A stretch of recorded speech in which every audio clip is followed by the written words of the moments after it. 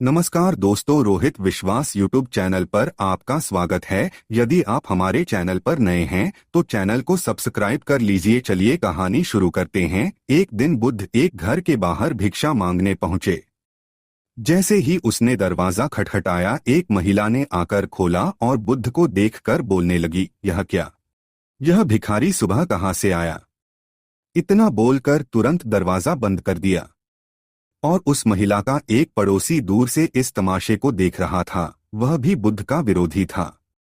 स्वाभाविक रूप से उसे यह देखकर कुछ ज्यादा ही मजा आ रहा था, इसलिए उसने भी बोला, बहुत बढ़िया। अगले दिन बुद्ध ने फिर उसी दरवाजे पर दस्तक दी।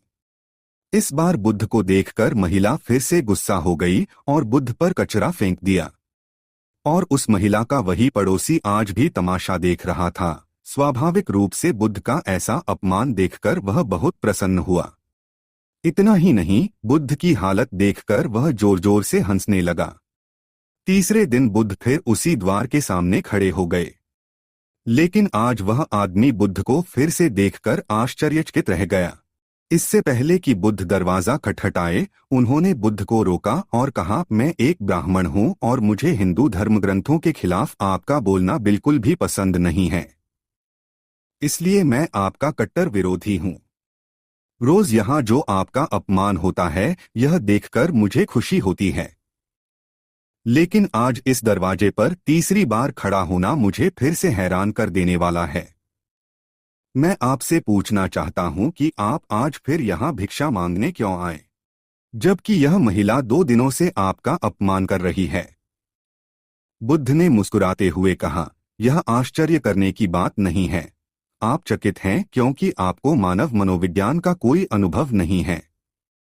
किसी का अपमान करना या किसी पर कूड़ा फेंकना भी कुछ देना होता है। हर अपाकर्षण आकर्षण का ही एक रूप है। कल अगर कोई इंसान कचरा दिया होगा तो एक दिन वह खाना भी देगा। हालांकि वह व्यक्ति बुद्ध की इस बात से संतुष्ट नहीं था, फिर भी उसने मौन रहना जरूरी समझा। शायद वह यह सोच रहा होगा कि दरवाजा खटखटाओ, फिर देखते हैं। बुद्ध ने फिर से दरवाजा खटखटाया। संयोग से उसी स्त्री ने आज फिर दरवाजा खोला और आज तो बुद्ध के सामने उसका क्रोध 7वें आसमान पर पहुंच गया और उन्हें मारने के लिए हाथ में झाड़ू ले लिया। महिला ने झाड़ू उठाया तो जरूर, लेकिन बुद्ध के शांत चेहरे पर मुस्कान देखकर दूरी बनाए रखी। वह चाहकर भी बुद्ध पर वार नहीं कर सकी। वह बुद्ध के चेहरे पर हो रही शुद्ध मुस्कान से इतनी प्रभावित हो गई कि उसने झाड़ू फेंक दी और तुरंत अंदर भाग गई और बुद्ध को देने के लिए रोटी ले आई। बुद्ध ने उस महिला को ऐसे धन्यवाद दिया कि वह महिला बुद्ध के चरणों में गिर गई और माफी मांगने के साथ रो पड़ी। बुद्ध ने किसी तरह समझाकर उन्हें शांत किया, लेकिन दूसरी ओर तमाशा देख रहे पड़ोसी को यह सब देखकर बुद्ध से लगाव हो गया। वह भी दौड़ता हुआ आया और बुद्ध के चरणों में गिर पड़ा और उनसे दीक्षा की मांग करने लगा। बुद्ध हंसे और बोले, मैंने कभी किसी घर से इतनी बड़ी भिक्षा नहीं मांगी, फिर भी आज भोजन के साथ साथ एक शिष्य भी मिल गया। इस कहानी से यह मालूम पड़ता है कि सकारात्मकता और झुकाव ही इंसान के सभी रोगों की दवा है।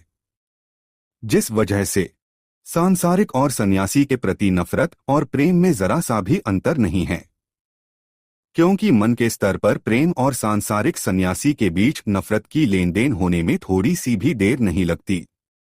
मन तभी शांत और स्थिर रह पाता है जब वह सभी तरह के लेन देन से ऊपर उठ जाए।